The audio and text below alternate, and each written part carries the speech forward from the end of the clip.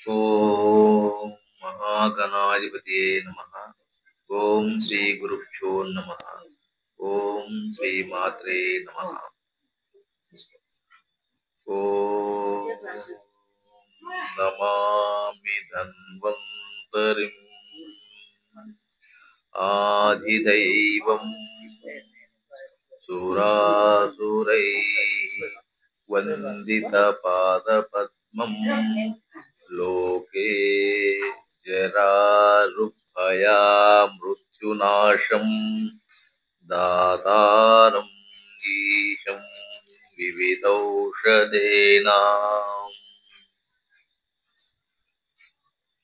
శ్రీ శ్రీ సద్గురు రామానంద స్వాముల వారి పాదపద్మములకు నమస్కారములు. ఇక్కడికి వచ్చినటువంటి ఆత్మీయ భక్తులకు, అమ్మవారికి, అయ్యవారికి అందరికీ నా హృదయపూర్వక నమస్కారాలు తెలియజేసుకుంటున్నాను. ముందుగా ఈరోజు మార్గశిర మాసంలో శ్రీ దత్తాత్రేయ జన్మించినటువంటి జన్మదినం కాబట్టి మనము ఒకసారి సంవత్సరంలో మార్గశిరంలో వచ్చేటటువంటి దత్తాత్రేయుని యొక్క నామాన్ని మనము కనాలు రామానంద స్వాముల వారి ఆధ్వర్యములో వారి సాక్షిభూతిగా మనం 11 సార్లు పలికితే ఎంతో శుభ ఫలితం కలుగుతుంది. అందరికి సంపూర్ణమైనటువంటి ఆయురారోగ్యాలు అన్ని ప్రసాదించబడతాయి అని చెప్పేసి ఓం నమో భగవతే దత్తాత్రేయాయ. ఓం నమో భగవతే దత్తాత్రేయాయ. ఓం నమో భగవతే దత్తాత్రేయ. ఓం నమో భగవతే దత్తాత్రేయ. ఓం నమో భగవతే దత్తాత్రేయ. ఓం నమో భగవతే దత్తాత్రేయ. ఓం నమో భగవతే దత్తాత్రేయ. ఓం నమో భగవతే దత్తాత్రేయ. ఓం నమో భగవతే దత్తాత్రేయ. ఓం నమో భగవతే దత్తాత్రేయ. ఓం నమో భగవతే దత్తాత్రేయ. ఓం నమో భగవతే దత్తాత్రేయ. ఓం నమో భగవతే దత్తాత్రేయ. ఓం నమో భగవతే దత్తాత్రేయ. ఓం నమో భగవతే దత్తాత్రేయ. ఓం నమో భగవతే దత్తాత్రేయ. ఈరోజు శ్రీ శ్రీ సద్గురు రామానంద స్వాముల వారి ఆశీర్వాదాలు అందరికీ ప్రసాదించాలని కోరుకుంటూ ఈరోజు శ్రీ శ్రీ శ్రీ సద్గురు రామానంద శరణం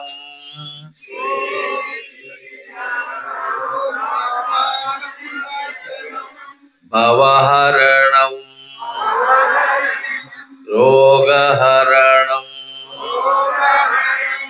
ఓం శ్రీ శ్రీ శ్రీ సద్గురు రామానంద చరణం సద్గురు రామానంద చరణం భవహరణం భవహరణం రోగహరణం. రోగహరణం. ఓం శ్రీ శ్రీ శ్రీ శ్రీ శ్రీ సద్గురు రామానంద చరణం సద్గురు రామానంద చరణం భవహరణం భవహరణం రోగహరణం. రోగహరణం. ఓం మనకు మూల మంత్రాన్ని ఉపదేశించాడు. దీన్ని మీరు చక్కగా మననం చేసుకోండి. తర్వాత ఇక్కడ వచ్చినటువంటి వాళ్ళందరూ కూడా ఇస్కాల శిష్య బృందము మరి లింగనబాయి శిష్య బృందము, దేవమాడ శిష్య బృందం, ప్రతి గ్రామం కూడా మరీ చెప్పుకోకుండా ఎవరైనా ప్రసాదం తీసుకున్న వాళ్ళు ఉంటే ప్రసాదాన్ని తీసుకొని తెలియజేస్తూ, తర్వాత ఉపవాసం ఉన్న వాళ్ళు ఎవరైనా ఉంటే ఇక్కడ అరటి పండ్లు ఇక్కడ స్వామి దగ్గర వచ్చి తీసుకోవాల్సిందిగా తెలియజేస్తున్నాం. ఉపవాస దీక్ష ఉన్న వాళ్ళు స్వామి కానివ్వండి. ఈరోజు దత్తాత్రేయుని గురించి కూడా ఇప్పుడు మన వీరయ్య స్వాముల వారు మరి వీరాంజనేయ స్వాముల వారు కూడా వివరించారు. అత్రి మహామునీశ్వరుడు అంటే త్రిగుణములకు అతీతమైనటువంటి ఈ మహామునీశ్వరుడు. అనసూయమాత అంటే పాతివ్రత్యానికి ఒక చిహ్నము, ఒక గుర్తింపు కలిగినటువంటి ఆమె. మరి పాతివ్రత్యము అంటే పతిని వ్రతముగా చేసినటువంటి మహా సాధ్వి ఎవరైనా ఉన్నారు అంటే మరి అనసూయ మాత, సావిత్రి మాత, సుమతి, వీరి పేర్లు ఖచ్చితంగా మనందరికీ తెలిసినటువంటి పేరు. మరి అత్రి మహామునీశ్వరుడు 3 గుణములకు అతీతుడైనటువంటి వాడు. అటువంటి మహానీయుని భార్య అనసూయ మాత, అసూయలు లేనటువంటి మాత. కాబట్టి వాళ్ళు ప్రపంచాన్ని, ప్రకృతిని శాసించేటటువంటి శక్తి వాళ్లకు లభించింది. రూపాయకు పావలాలు ఎన్నున్నాయమ్మా? 5 స్వామి? 4 కదా?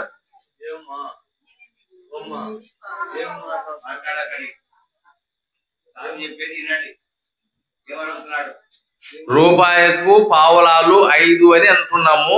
మరి మీరు ఎన్ని అంటున్నారమ్మా? 4 కదా? సరే, నాకైతే 5 అనుకున్నట్టు 4 అని తెలుసుకున్నా, సంతోషం. మరి ఇప్పుడు ఈ కలియుగము ఎన్ని పాదాలు ధర్మము ఉన్నది? ఎన్ని పాదాలు ఉందమ్మా? మనం విన్నాం కదా. కలియుగములో ఎన్ని పాదములు ఉన్నాయి? ధర్మం. చేతులు ఎత్తండి. 1, 2, 3 అమ్మా. 4 పాదాలు నడుస్తుంది కలియుగం. ఆయమ్మ 1 పాదం నడుస్తుంది. ఇంకా నువ్వు 3 కాదా?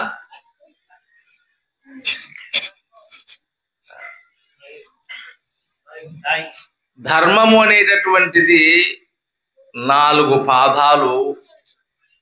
అది కృతయుగము, త్రేతాయుగము, ద్వాపర యుగము, కలియుగము అని 4 యుగాలు అయిన తర్వాత సత్యయుగము అంటే మళ్ళీ సత్యంగా నిలబడేటటువంటి 4 పాదములు.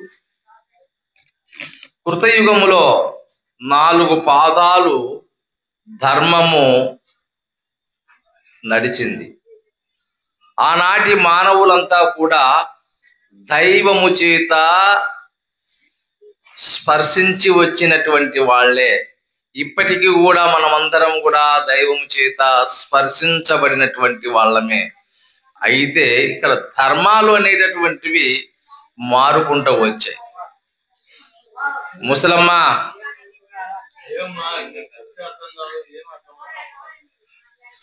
అది సెల్లు అట్లా ఉండనివ్వదు. సిల్లులు పెట్టుకుంటూనే కూర్చుంటది. మనకి ఏం చెప్పలేం దాన్ని. దాని వలననే సర్వ జబ్బులు వచ్చినాయి కదా.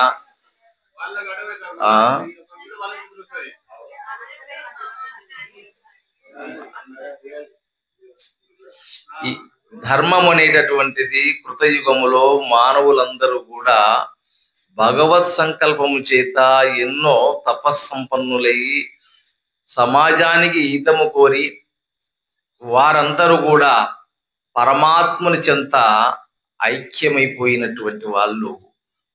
కాబట్టి వ్యక్తులుగా ఉన్నతమైనటువంటి స్థితి కలిగారు.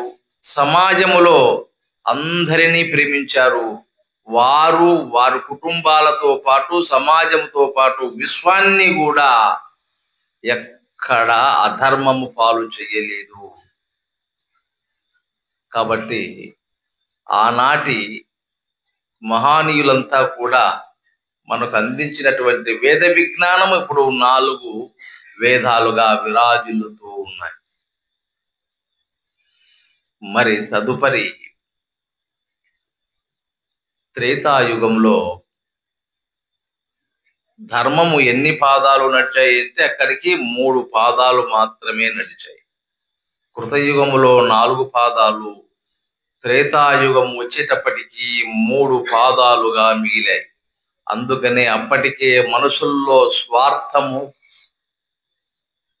ఆశ, కోరికలు, పగ, ద్వేషములు బాగా కొంత మేర వచ్చాయి. అప్పుడే మరి సమాజములో అధర్మము నాంది వేసుకుంది ఒక భాగం. 3 భాగాలు ధర్మం విరాజిల్లుతూ ఉండేటటువంటి తరుణంలో త్రేతాయుగంలో ఎవరు జన్మించారు స్వామి? శ్రీరామచంద్రుడు జన్మించాడు. మరి శ్రీరామచంద్రుడు జన్మించేటప్పటికే అప్పటికే రాజ్యాలు మొదలయ్యాయి.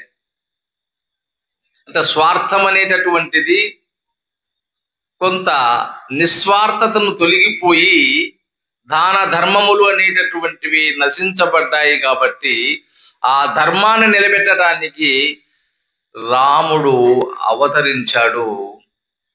దుర్మార్గాన్ని నశింపచేసి 3 పాదముల ధర్మాన్ని నిర్వర్తింపచేశాడు.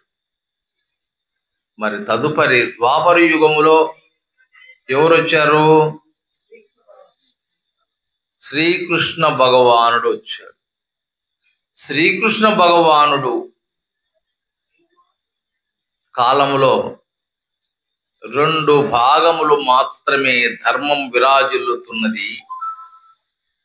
2 ధర్మాలు అధర్మము పాలైనాయి. కాబట్టి మనకు కురుక్షేత్ర రణరంగాన్ని మనం చవి చూసాం.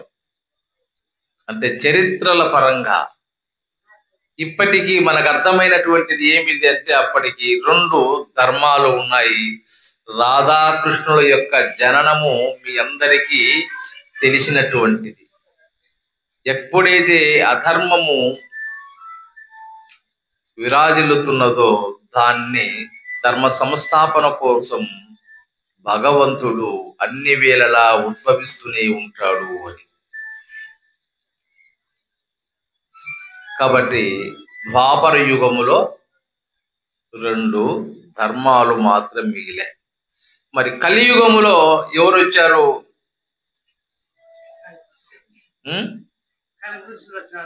కలిపురుషుడు వచ్చినాడు కాదు, యాదేవుడు పుట్టినాడు అని.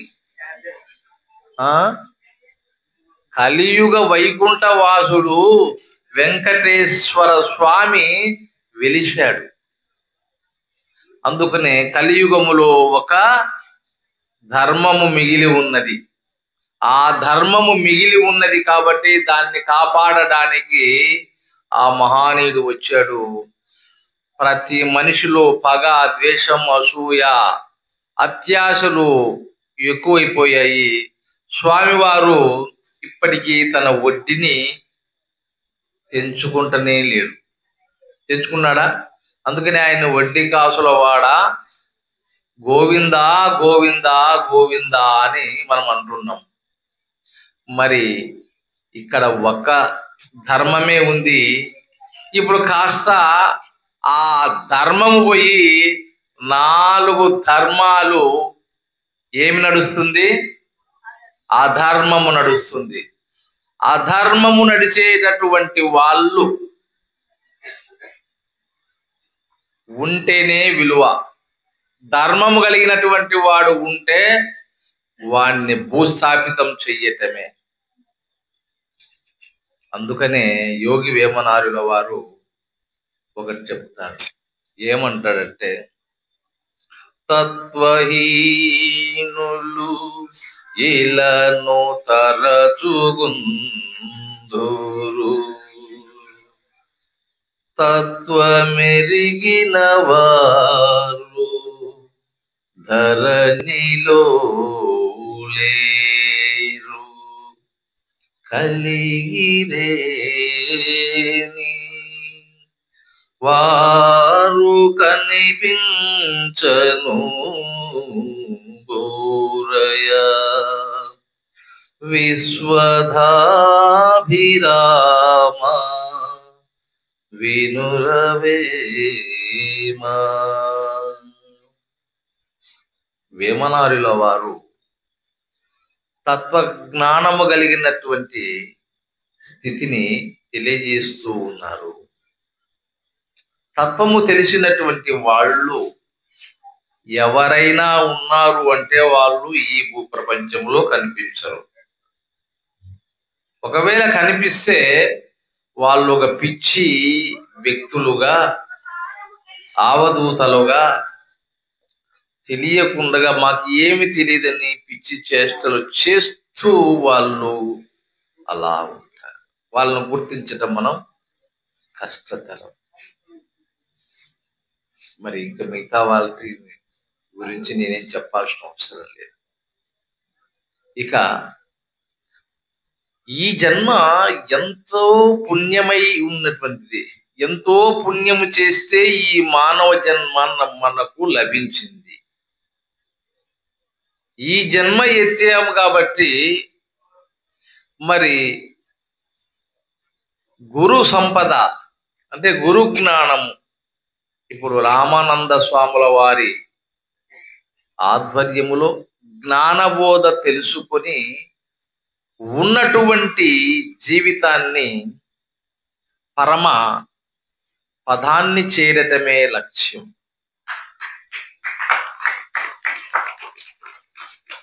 ఎంతో పుణ్యమైనటువంటి ఈ జీవితం మనకు లభ్యమయ్యింది అని అంటే మానవ జన్మ మాధవ జన్మగా మారాలి, మాధవ జన్మ మాధవుడుగా మారాలి, మాధవుడు దైవముగా మారాలి, దైవము పరమాత్మ చెంతకు చేరాలి, పరమాత్మ పరబ్రహ్మంలో కలవాలి.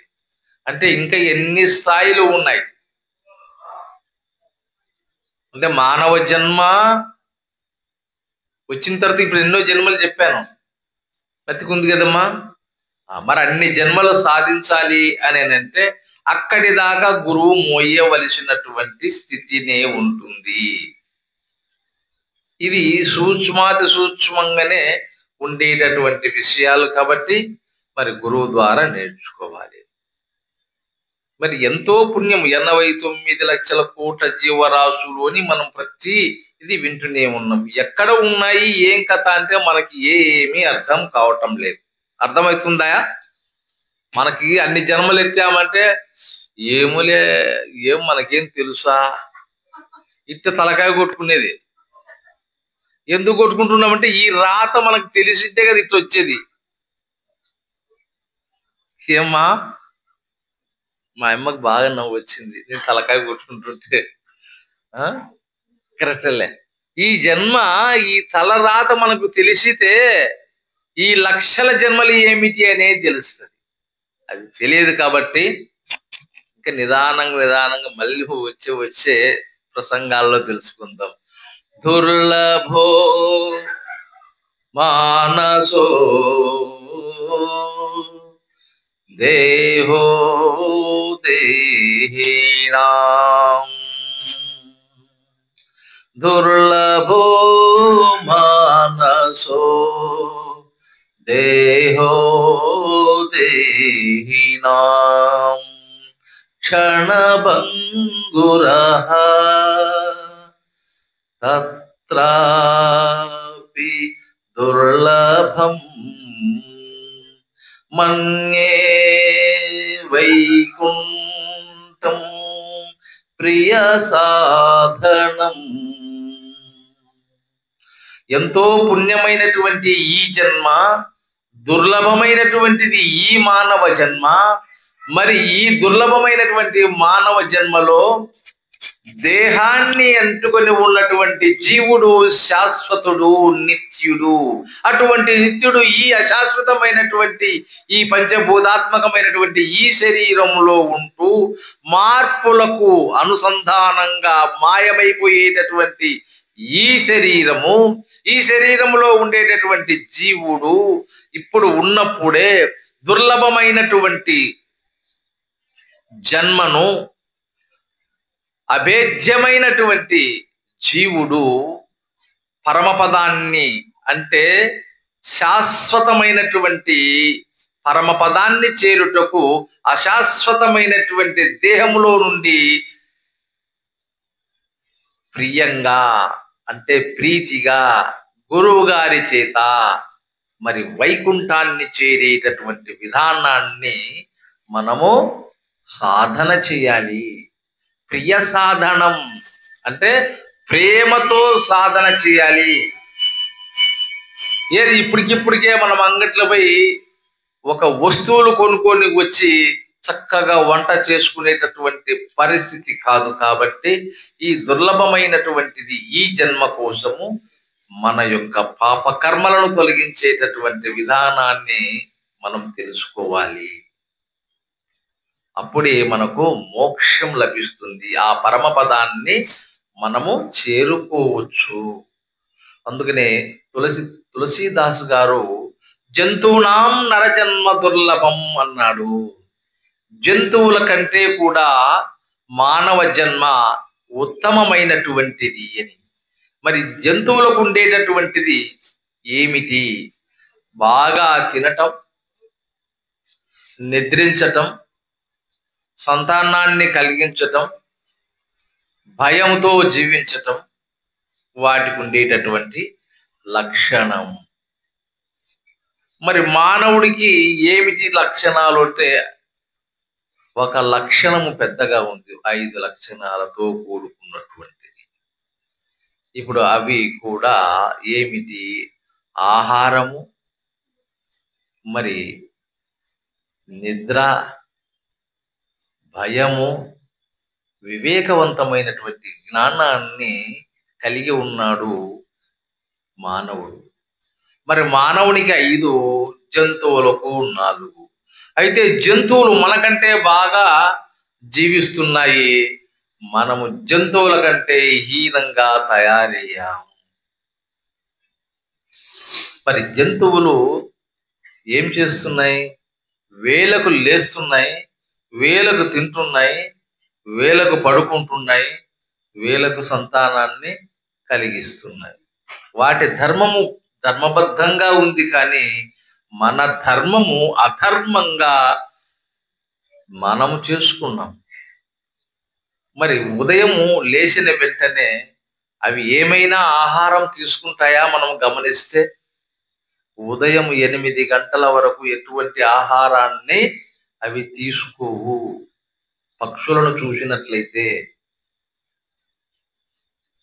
అవి చక్కగా నీళ్లు ఉంటే నీటి దగ్గర చక్కగా అందరితో ఆప్యాయంగా, అనురాగంతో, వాటి భాష వాటికి తెలుసు కాబట్టి అంత సమీకృతమై ఏకీకృతముగా సంచారానికి వెళ్ళి ఆహారాన్ని భుజిస్తూ మరి మధ్యాహ్నము 12 గంటల లోపల మాత్రమే అవి భుజిస్తాయి. మనకు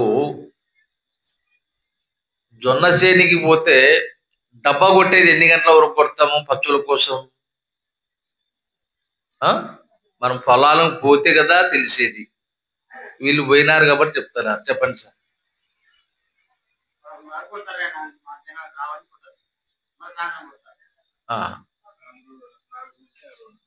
4 నుంచి 6 వరకు కొడతారు. అయితే వీళ్ళు చెప్పేది కూడా వాస్తవము. కొన్ని పక్షులు ఆ విధంగా ఉదయం 8 నుంచి 11 వరకు బాగా భోంచేస్తాయి. ఆ తర్వాత లభించేటటువంటివి తీసుకోవు. తిరిగి 4 గంటల నుంచి 5 గంటల లోపల తీసుకుంటాయి. 5 తర్వాత తిరుగు ప్రయాణమై వాటి యొక్క గూటికి చేరుకుంటాయి. నీకు ఎక్కువ లభించిన పదార్థాన్ని అంతే తీసుకుంటాయి. ఎక్కువ మనలాగా అవి చెయ్యటం లేదు. అవి ఋతువులను బట్టి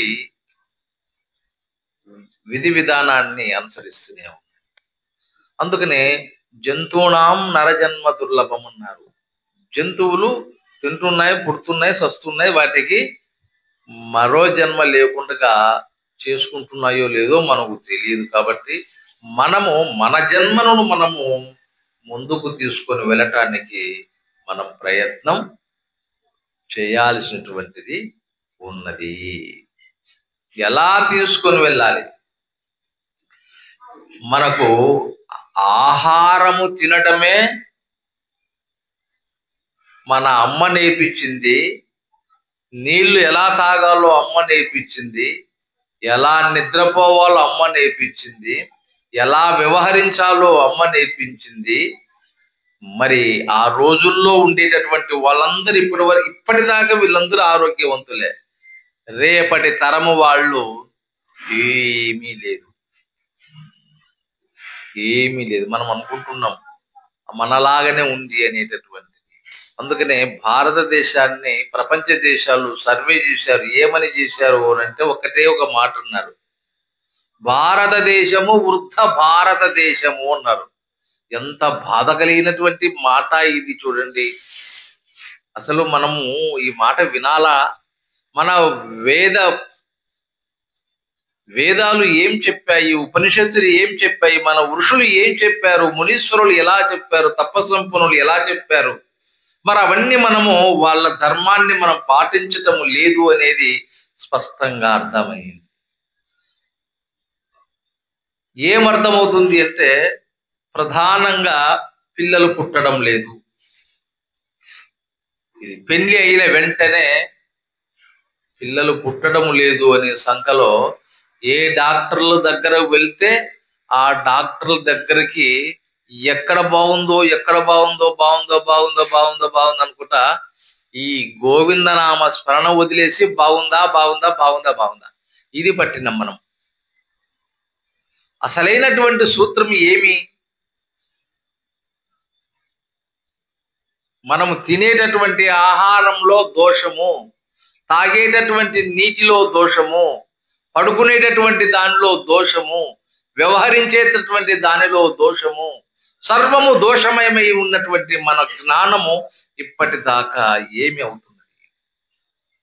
ఆహారము తినేటప్పుడు ఏ యూట్యూబ్ చూసినా కన్ఫ్యూజన్ చేసి వాళ్ళ ట్యూబ్ వెలగడానికి వ్యూస్ కోసము వాళ్ళు ఏవేవో చెప్తా ఉంటారు. మనం వాటి బానిసగా మనం వింటూ వాటినే పాటిస్తూ మనము కూడా వాళ్ళ వెంట వెళ్తూనే ఉన్నాం. కిస్మిస్ తినండి, బాదం తినండి, పిస్తా తినండి, ఆకు తాగండి, ఈ ఆకు తాగండి, అన్ని గొర్రెల కంటే మేకల కంటే అధ్వానంగా మనము ఈ యూట్యూబ్ల ద్వారా తెలుసుకోగలిగాం. చాలా మంది మంచి వాళ్ళు చెప్పినటువంటివి కొన్ని ఉన్నాయి మంచివి, కానీ 99% తప్పుదో పట్టించేటటువంటివే మనందరికీ తెలియబడుతూనే ఉన్నాయి. ఇంతకుముందు చెప్పాం, పాలు బాగలేవు, టీ బాగలేదు అని చాలా మంది ఏం చేసి చెప్పారు, ఆరోగ్యంగా ఉండటానికి సొంటి కాఫీ తాగితే బాగుంటది, సొంటి బెల్లం తాగితే బాగుంటది, సొంటి టీ తాగితే బాగుంటది అని చెప్పుకుంటా వచ్చారు. దాంట్లోకి మనం ఏం చేసాము? సొంటి టీ తాగే వాళ్ళు అంటే ఎంతమంది ఉన్నాము చెప్పండి? చేతులు ఎత్తుదాం. సొంటి టీ తాగే వాళ్ళు మనకు ఆరోగ్యం. నేను కూడా తాగుతున్నా, అందుకనే నేను ఎత్తినా మీ అందరికంటే ముందు. మీరేమి ఎవరు ఎత్తడం లేదు, మీరు తాగలేరు కాబట్టి ఎత్తడం లే కదమ్మా. నా జతకు 2 వచ్చారు.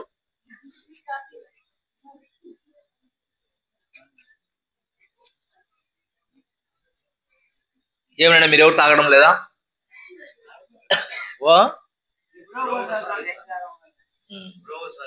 అంటే ఇప్పుడు అల్లం టీ అని, సొంటి టీ అని, యాలకుల టీ అని అవి మనకు మార్కెట్లో దొరుకుతున్నాయి కదా, తాగుతలేమా? ఏం తాగుతున్నావు? టీ టీ ఆకులకి ఏమేమి వేస్తావమ్మా?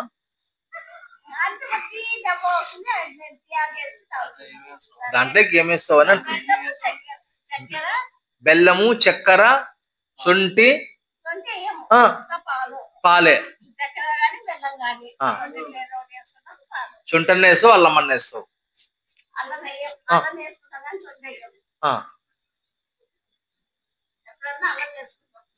టీ ఆకైతే వేస్తాం కదా, ఖచ్చితంగా వేస్తాం. పాలు కూడా వేస్తాం. నేను ఎందుకు చెప్తున్నానంటే, నేను ఒక చిన్న దోషము పెద్ద ప్రమాదాన్ని తప్పించేటటువంటి విధానం మీ అందరికి తెలియదనేది కాదు, అందరికి తెలియాలి. ఇది అమ్మ చేసేటటువంటి విధానంలో ఆరోగ్యానికి ప్రసాదించేటటువంటి తొలి వైద్యులు ఎవరయ్యా అంటే అమ్మనే. ఇప్పుడు మన భార్య ఏదైనా తెచ్చిస్తే తాగుతాము, ఎందుకంటే అవి తెలిసి ఉంటుంది కాబట్టి చేసి ఉంటుంది అని.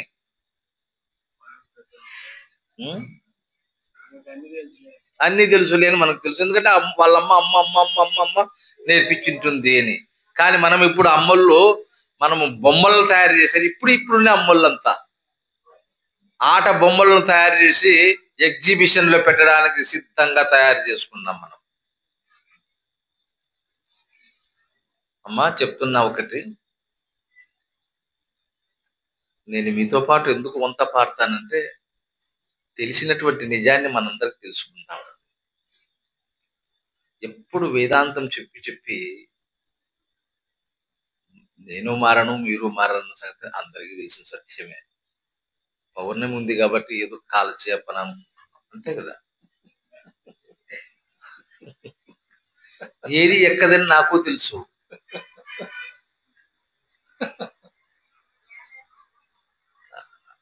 అమ్మా నేను బాగా స్వామితో 50 ఏళ్ళు ప్రయాణం చేశాను కాబట్టి తెలుస్తుంది.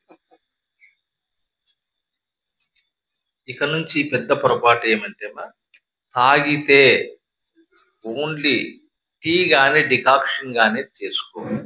స్వామి వారు ఏం చెప్తున్నారంటే పొద్దుపోవడం కదా మీరు చెప్పేది ఆరోగ్య సూత్రాలు అంటే మీకు అందించబోతున్నాడు. ఇప్పుడు అమ్మగారు మన శిష్యురాలు ఆత్మకురమ్మ, అమ్మగారి పేరు ఏం పేరు, రమణమ్మ గారు, ఆమె ద్వారా మీరు అందరూ తెలుసుకోవాలా. స్వామి ఏం అడిగారంటే, అమ్మా నువ్వు టీ ఆకేసి అల్లం వేస్తున్నావా లేకుండా టీ ఆకేసి శొంఠి వేస్తున్నావా, అందులో పాలు వేస్తున్నావా అని అడిగాడు. అడిగితే అమ్మ ఏదో ఒకటి వేస్తున్నాయనా అని చెప్పింది.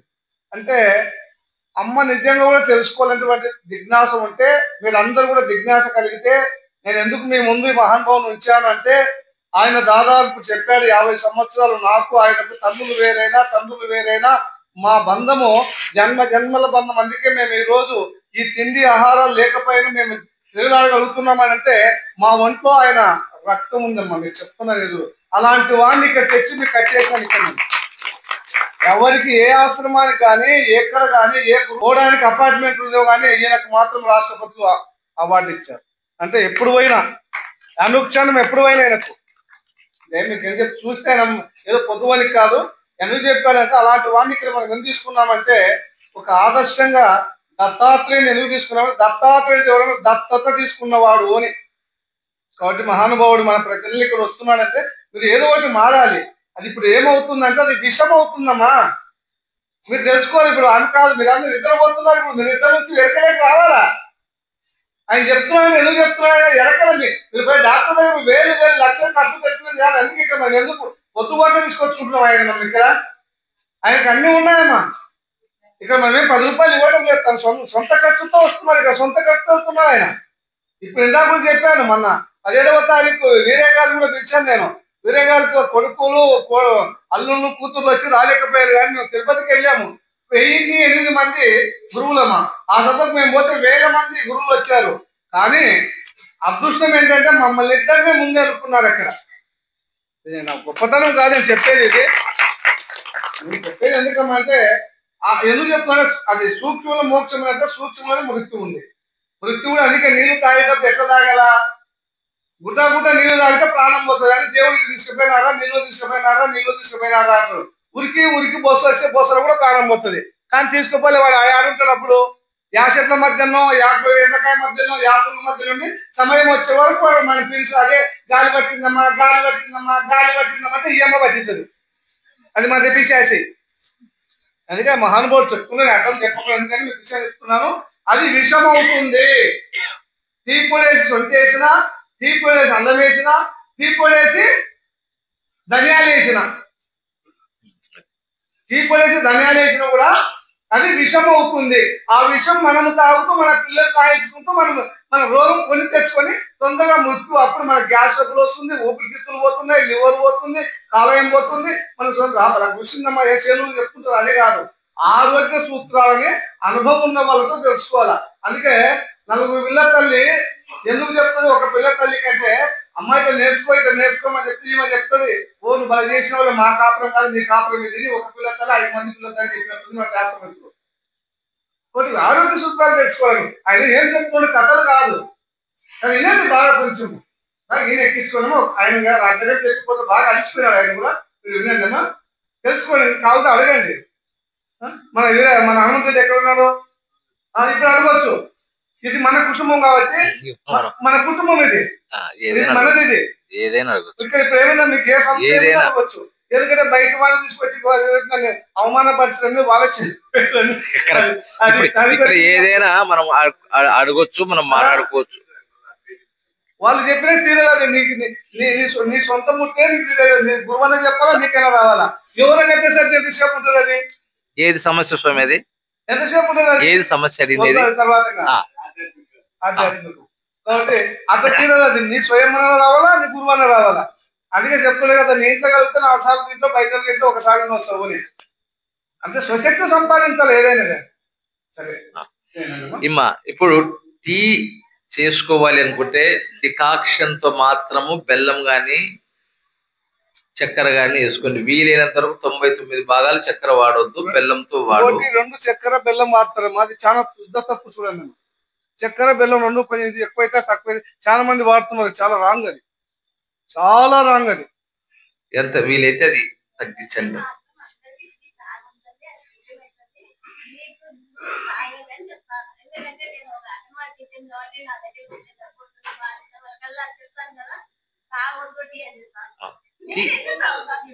టీ తాగకపోవటము 99 భాగాలు మంచిది. ఇప్పుడు నీ లెక్కనే రామకృష్ణ పరమహంస కూడా అదే పని చేసినాడు. వాళ్ళ లాస్ట్ బుద్ధి వచ్చి చెప్తా సామని చెప్పిన తర్వాత నీ క్వశ్చన్ నీ ఆన్సర్ చెప్తాను. తర్వాత మధ్యాహ్నం దూరకూడదు నేను చెప్తాను. టీ తాగకపోవడము చాలా మంచిది, అది ఉత్తమమైనటువంటి మార్గం. అయితే మనకు అలవాటు పడ్డాము కాబట్టి, చక్కటి పాలు లేవు, అంత కెమికల్ పాలే కాబట్టి పాలు అని అనుకోవటము చాలా అన్యాయమైనటువంటిది. పాలు వాటికి కెమికల్స్ బాగా అనారోగ్యానికి కలిగేటటువంటి రసాయనిక పదార్థాలన్నీ కూడా వస్తున్నాయి. కాబట్టి మనము పాలను వదిలేసి చక్కగా డికాక్షను, ఇంత బెల్లము, నీళ్లు తాగితే ఆ తుత్తర పోగొట్టుకుంటే సంతోషం. లేదు అల్లం నీళ్లు తాగినా పర్వాలేదు, లేదు సొంటి నీళ్లు తాగినా పర్వాలేదు, ధనియాల కషాయం తాగినా పర్వాలేదు.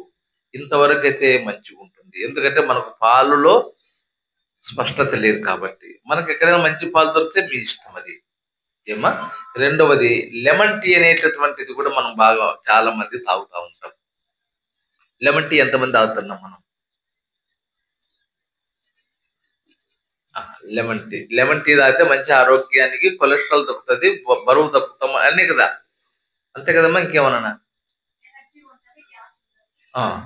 ఎనర్జీ ఉంటది, గ్యాస్ ఉండదు, బరువు తగ్గుతాము, హెల్తీగా ఉంటాము అని గ్రీన్ టీ, లెమన్ టీగా తాగేది. లెమన్ టీలో ఏమేమి ఉంటాయమ్మా?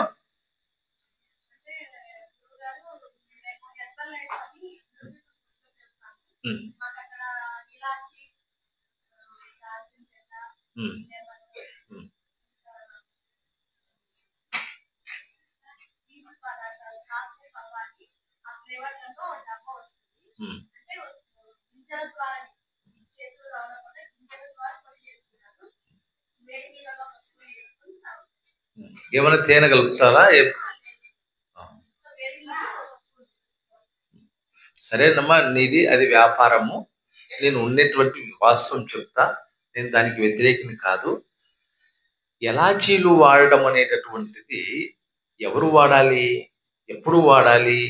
ఎలాచీలు అనేటటువంటిది వేడిని ఉత్పన్నం చేసేటటువంటిది. బాగా చల్లని ప్రాంతంలో కాశ్మీరు అలాంటి ప్రాంతాల్లో, డెహ్రాడూను అలాంటి చల్లని ప్రాంతాల్లో మనం వాడతాం.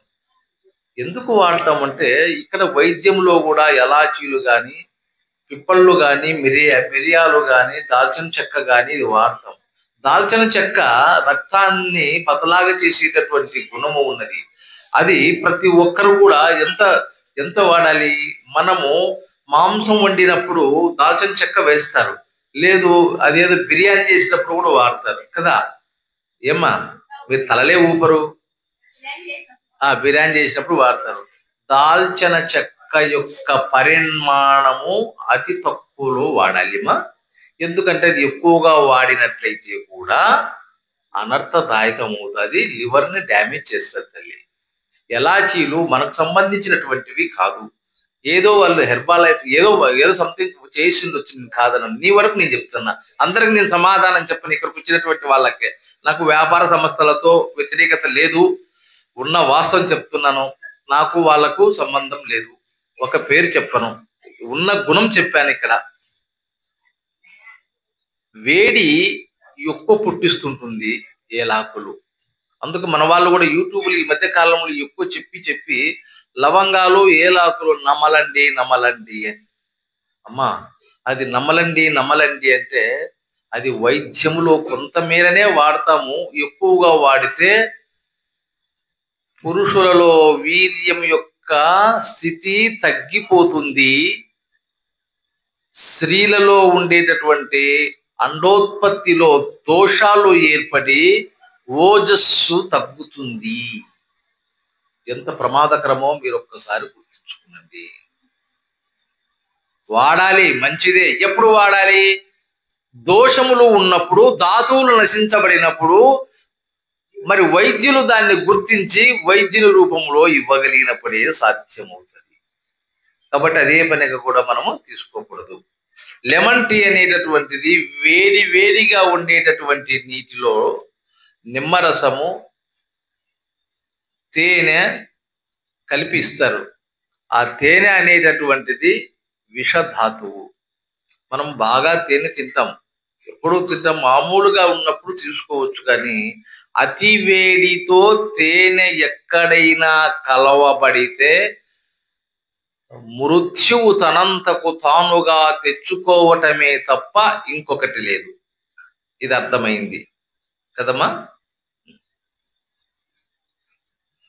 ఇక మనం ఎక్కడ మొదలు పెట్టాము? ధర్మము 4 పాదాలు అన్నాము. కలియుగంలో వైకుంఠవాసుడు వడ్డీ కట్టటానికే ఆయన సరిపోతూనే ఉంది. కాబట్టి మనము ఇక్కడ ధర్మము 4 పాదాలు పోయి అధర్మము పెచ్చరిల్లిపోయి ఉన్నది.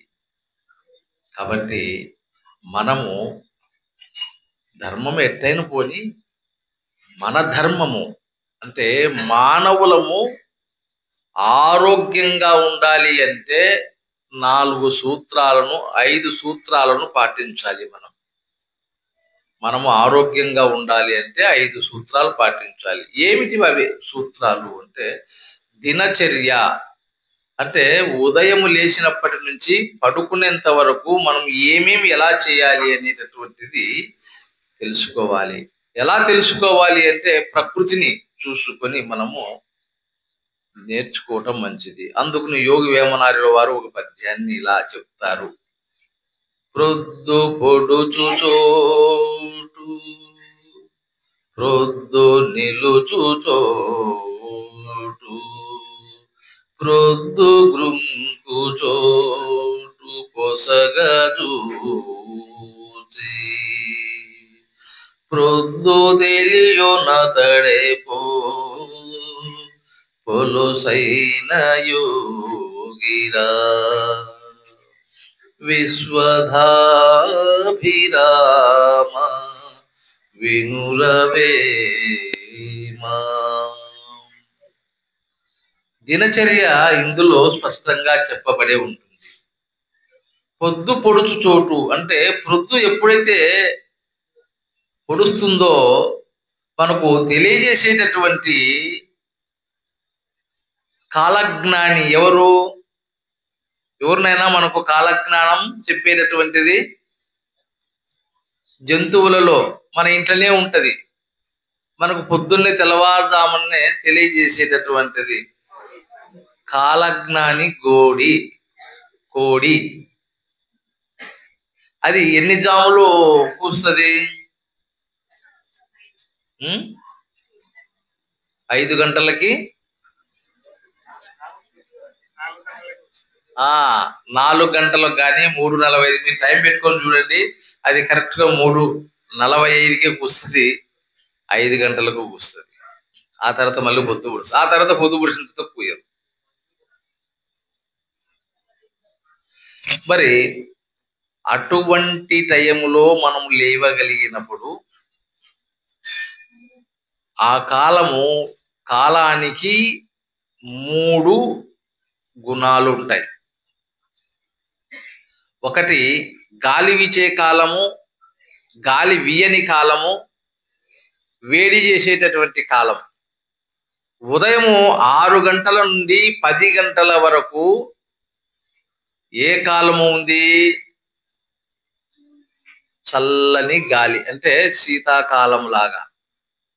10 గంటల నుండి 2 గంటల వరకు అగ్నితత్వము కలిగినటువంటిది. 2 నుంచి 6 దాకా ఏముంటుంది? చల్లని గాలి వీస్తుంది. అందుకు రాత్రి పొద్దు మునిగిన తర్వాత 6 నుంచి 10 వరకు, 10 నుంచి 2 వరకు, 2 నుంచి 6 వరకు ఈ 3 కాలాలను మనం ఎలా విభజించారు అంటే, ఇక్కడ పొద్దు పొడుచు చోటు, ప్రొద్దు నిలుచు చోటు, ప్రొద్దు గుంపు చోటు, అంటే 3 కాలాలను నిర్దేశించాడు. మనది బాల్య వయసు, మధ్య వయసు, వృద్ధాప్య వయసు, 3 భాగాలు. బాల్యములో చిన్నపిల్లవాడిని మనం అంటాం. అంటే బాలుడుగా ఉండేటప్పుడు తన యొక్క జ్ఞానము ఎలా వికసితమై ఉంటుంది అంటే ఏమి తెలియదు, అంతే అతనికి. కానీ ఎక్కువ జబ్బులు ఏమొస్తాయి తెలుసా వాళ్ళకు? ఓన్లీ జలుబు, దగ్గు, పరిశ్రమ వస్తుంది. అంతేనమ్మా? తల్లులకు బాగా తెలుసు, అంతే కదా వచ్చేది. అప్పుడప్పుడు జ్వరాలు వస్తుంటాయి, అవి మామూలుగా. అంటే ఎక్కువ శాతము తుమ్ములు, దగ్గు, పరిశ్రమ, జ్వరం అట్లాంటివి వస్తుంటాయి. మరి మధ్య వయసులో ఉండేటటువంటి వాళ్ళకి ఏమొస్తుంది? గ్యాస్ ట్రబుల్స్ వస్తాయి.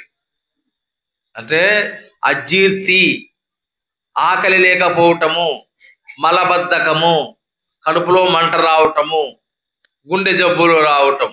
ఇందాక వీరయ్య స్వామి చెప్పినటువంటి మాట అది వాస్తవం. ఎందుకంటే ఈ జ్ఞానం తెలియకపోతే ఏది ఏమో తెలియదు. గ్యాస్ లాగానే ఉంటది. గ్యాస్ అంటే మంట మండుతుంది, మంటలోనే అగ్ని ఉంటది, అగ్నిలోనే మార్పు ఉంటుంది. అమ్మా, అగ్నిలోనే మార్పు ఉంటుంది, మార్పులోనే చలనం ఉంటుంది, చలనంలోనే వాటి యొక్క రూపాంతరాలు చెందుతాయి. కాబట్టి ఉదయం తెల్లవారుజామున ఎవరైతే లేస్తారో అటువంటి వారికి సంపూర్ణమైనటువంటి ఆరోగ్యం లభిస్తుంది. ఎందుకు లభిస్తుంది అంటే దాన్ని బ్రహ్మ ముహూర్తం అంటాము. ఈ బ్రహ్మ ముహూర్త కాలంలో వాయువు వాత కాలం అంటాము. వాతములో ఎంతో గణనీయమైనటువంటి రక్త ప్రసరణలో వాయువు సర్వనాడులకు అందేటటువంటిది. ఎన్ని గంటల నుంచి? 2 నుంచి 6 వరకు. ఈ కాలములోనే హార్ట్ అటాక్స్ వచ్చేది, ఈ కాలములోనే యాక్సిడెంట్స్ జరిగేది.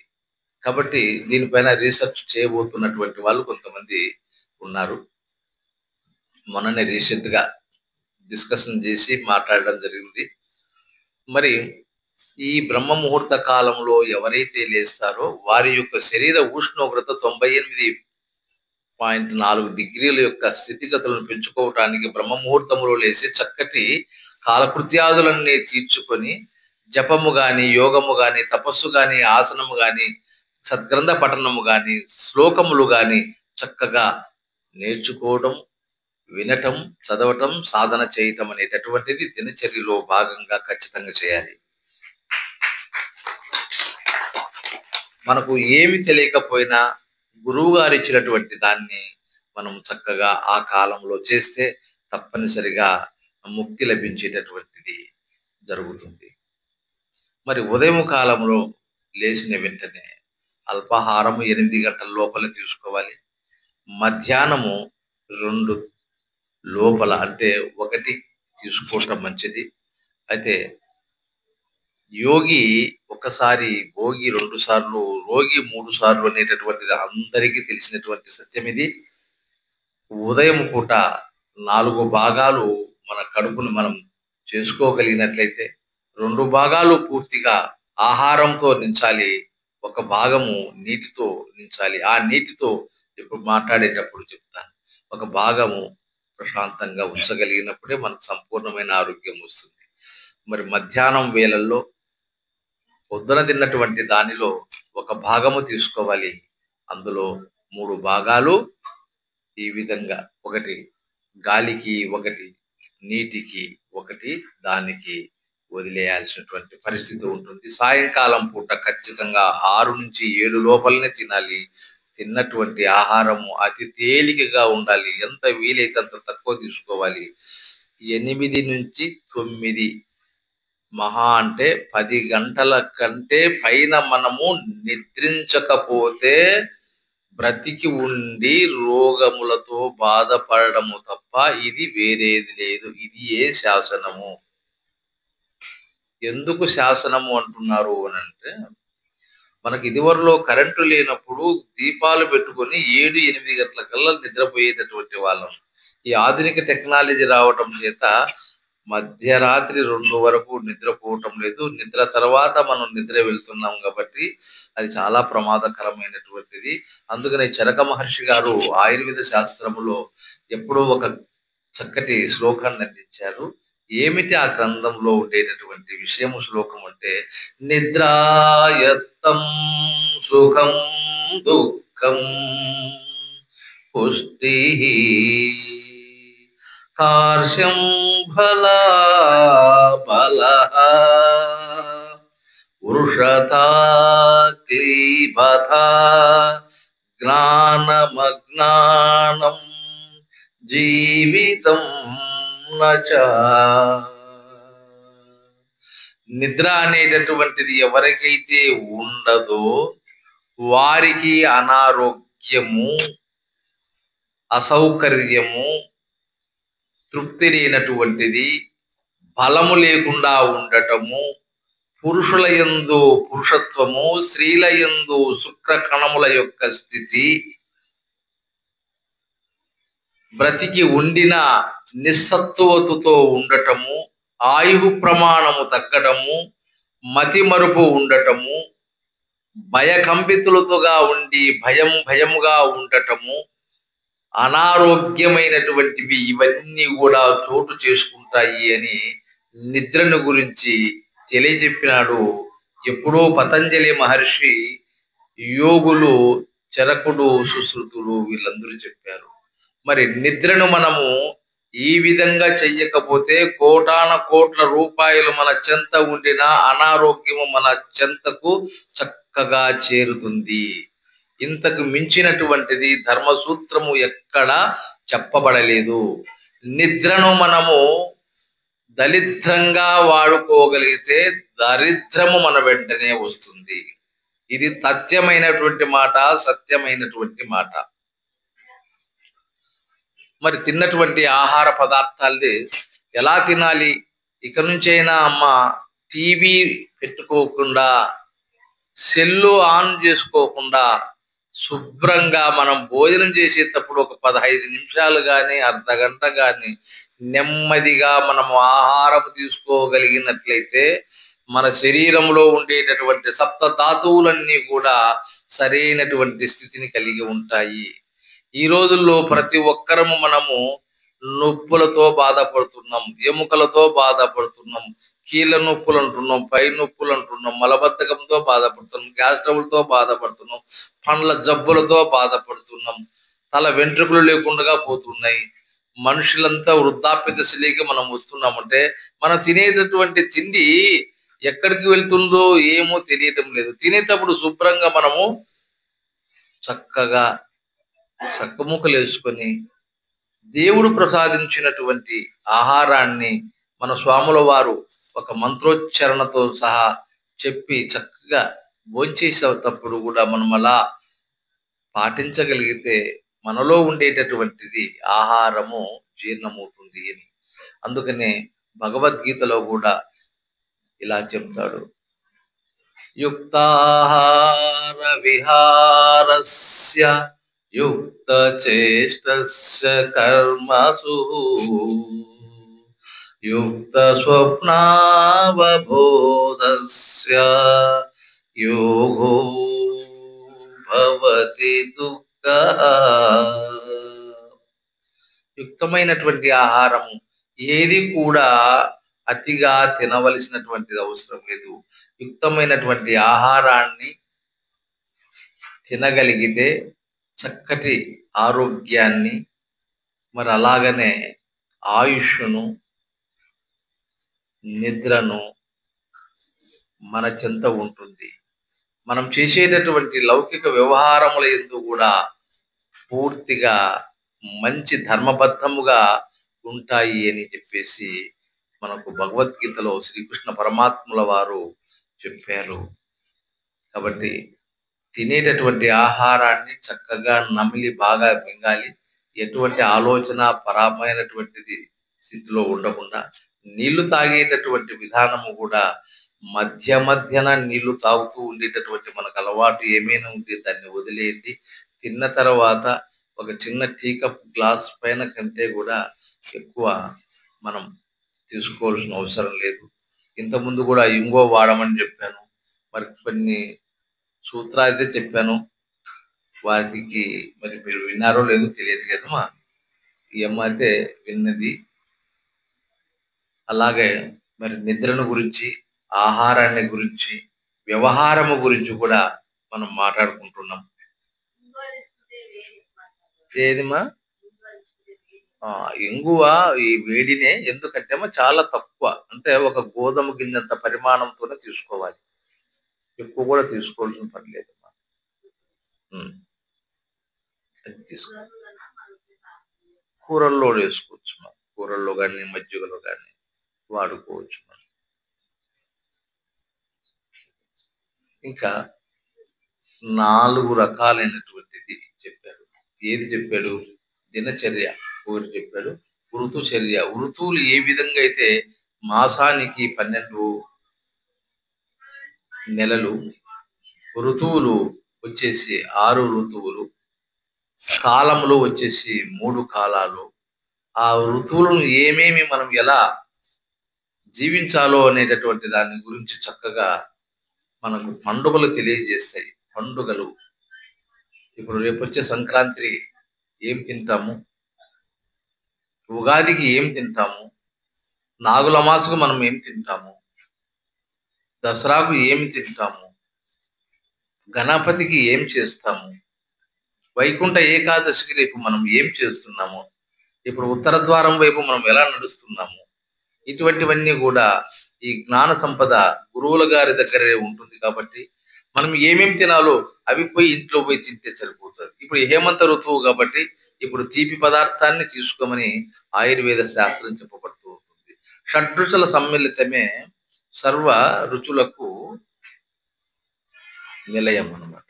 6 రుచులే వేల వేల రుచులు కలుగుతాయి. ఈ 6 ఋతువుల్లో ఎప్పుడెప్పుడు ఏం వాడాలి అని మనం సవివరంగా తెలుసుకునే దానికంటే పండుగలను గుర్తు పెట్టుకుంటే చాలు, అంతవరకే చాలు. మిగతాదంతా అవసరం లేదు. పండుగల్లో ఏమైతే వాడతాం అది. లౌకిక చర్య అంటే లౌకికంగా మనము మన మనసును ఏ విధంగా అయితే పెట్టుకుంటున్నామో మరి ఆ మనసును గురించి కూడా మనము తెలుసుకోవాలి. మనసు అంటే ఏమిటి, ఎక్కడ ఉంది, ఏం కదా, దాని యొక్క పని ఏమిటిది అంటే మనసు గురించి యోగి వేమనార్యుల వారు ఒక పద్యం చెప్తారు. మనసే లోకాలోకము, మనసే లోకాలోకము, మనసే చూపించి మెచ్చుగాక చు మాయల సున్ని మనసే ముక్తికి భుక్తికి మనసును విడనాడమేలు ఎరుంగుమువేమా.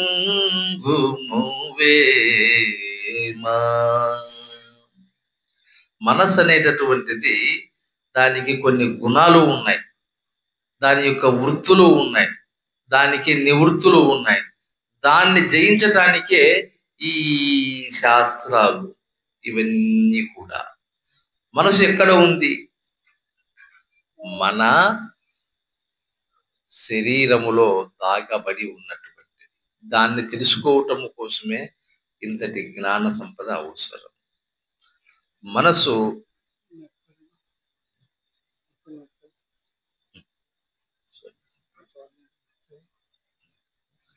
నానా ఇది మళ్ళీ ఇంకోసారి మనం ఎక్స్ప్లెయిన్ చేద్దాం. కాబట్టి లౌకికమైనటువంటి చర్య, అలౌకికమైనటువంటి చర్య. ఈరోజు ఈ ఆశ్రమమునందు శ్రీ శ్రీ శ్రీ సద్గురు రామానంద స్వాముల వారి ఆధ్వర్యములో వారి ఆశీస్సుల చేత మీ అందరికీ నాకు ఈ అవకాశం కల్పించినందుకు పాద నమస్కారములు. ఇక్కడికి వచ్చినటువంటి ఆత్మీయ భక్తులందరికీ నా హృదయపూర్వక నమస్కారాలు తెలియజేసుకుంటూ, మరి శ్రీ భగవాన్ ధన్వంతరి ఇక్కడికి వచ్చినటువంటి వారందరికీ సంపూర్ణమైనటువంటి ఆయురారోగ్యాలు ప్రసాదించాలని, అష్టైశ్వర్య భోగభాగ్యాలు కల్పించాలని, అన్ని వేళలా వారికి యోగ జ్ఞానాన్ని కలిగించాలని మనసారా ప్రార్థిస్తూ ధన్వంతరి శాంతి మంత్రంతో ముగిస్తున్నాను.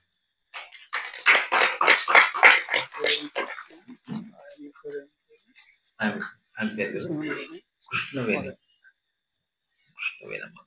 శాంతి మంత్రమైన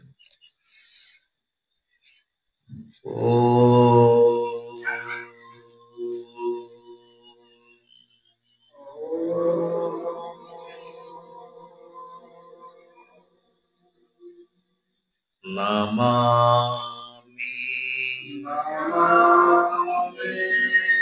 ధన్వంతరి